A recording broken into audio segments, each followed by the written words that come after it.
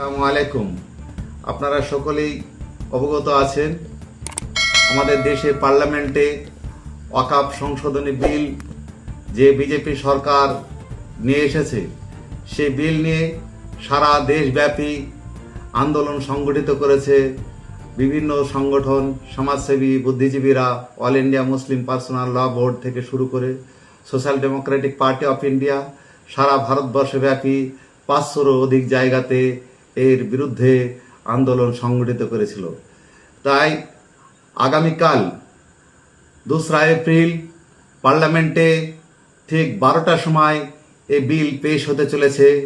আমরা সকলেই জানি যে এই বিল কালা কানুন, এদেশের ওয়াকফ সম্পত্তিকে হাতে নেওয়ার একটা চক্রান্ত শুরু করেছে।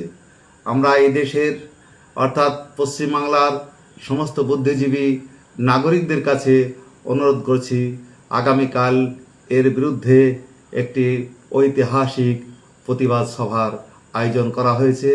কলকাতা শিয়ালদা থেকে শুরু করে পারসাকাশ পর্যন্ত একটি মহা মিছিলের ডাক দেওয়া হয়েছে এসডিপিআইয়ের নেতৃত্বে।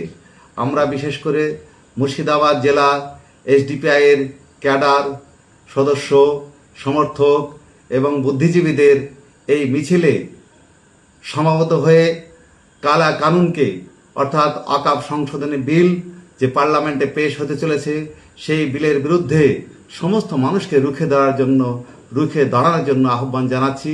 কাল সকলে আপনারা বেলা 11টার সময় শিয়ালদা স্টেশন চত্বরে হাজির হবেন। এই আহ্বান জানিয়ে আমি সমস্ত নাগরিকদেরকে ধন্যবাদ জানিয়ে আমার বক্তব্য শেষ করছি। আসসালামু আলাইকুম।